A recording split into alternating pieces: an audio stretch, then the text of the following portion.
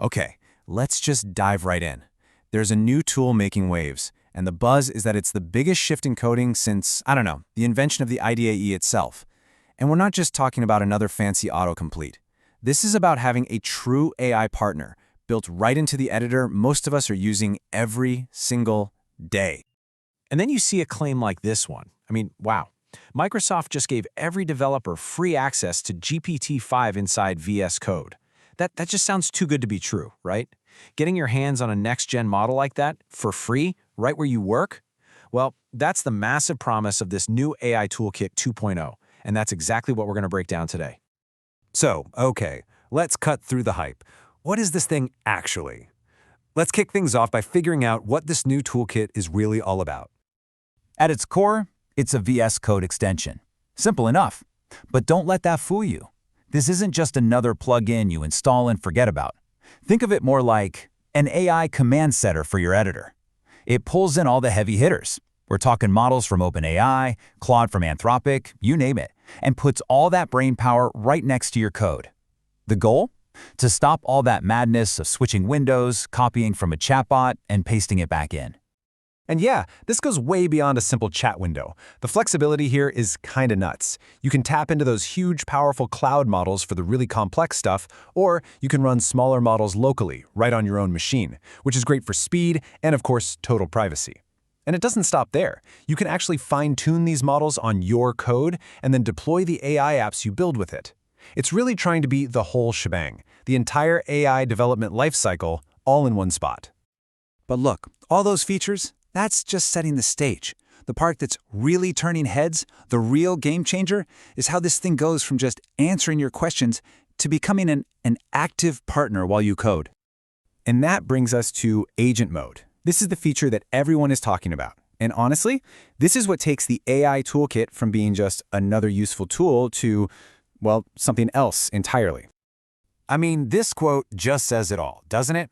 Like having a junior developer that never gets tired and works at the speed of light. Just think about that for a second.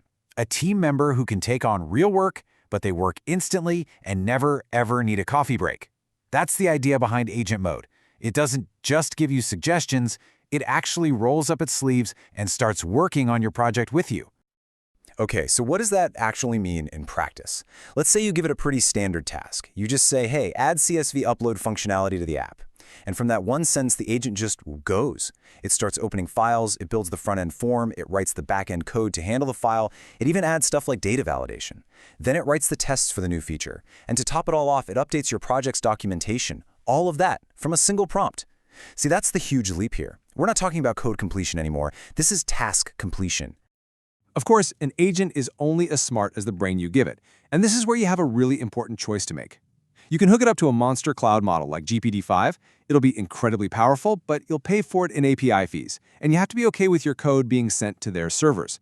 Or you can go the other route, run a local model like Code Llama right on your own computer.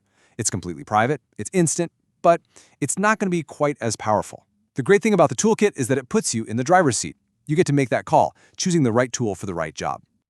All right, so you're probably thinking a tool this powerful has got to be a total beast to set up, right? But actually, no. From what we're seeing, you can be up and running in just a couple of minutes. Let me just show you how straightforward it is. Seriously, it's basically just 3 steps. 1, make sure your VS Code is the latest version. 2, pop open the extensions marketplace, search for AI Toolkit and click install. You know the drill.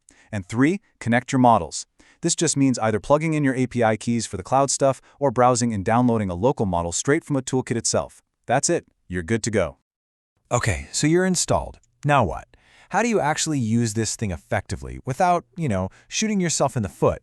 Because like any super powerful tool, there's definitely a right way and a wrong way to use it. So here are some pro tips. First, and this is a big one, start small. Don't ask it to refactor your entire legacy codebase on day one. That's not going to go well. Have it write some unit tests or maybe document a tricky function. But the number one golden rule is this: always review the code. Treat everything it generates like it came from a very fast, very enthusiastic junior developer. It needs your review. After that, it's just common sense stuff, really. Pick the right model for the task, keep your API keys safe, and for the love of all that is holy, set up billing alerts, because those API fees can pile up fast if you're not paying attention. And that security point is really worth digging into for a second. It's super simple. If you use a cloud model, your code is leaving your computer, period. Now, for your open source side hustle, maybe you don't care. But if you're working on your company's secret sauce, yeah, that's a complete deal breaker. And that is exactly why having the option to flip a switch and use a 100% local offline model is so important. Okay, so let's zoom out a bit. We've talked about the what and the how. But a tool this big, it makes you ask the really big questions, right? This isn't just about changing how we work day to day. It's about changing the very future of what it means to be a developer. And here it is, the question that's on everybody's mind.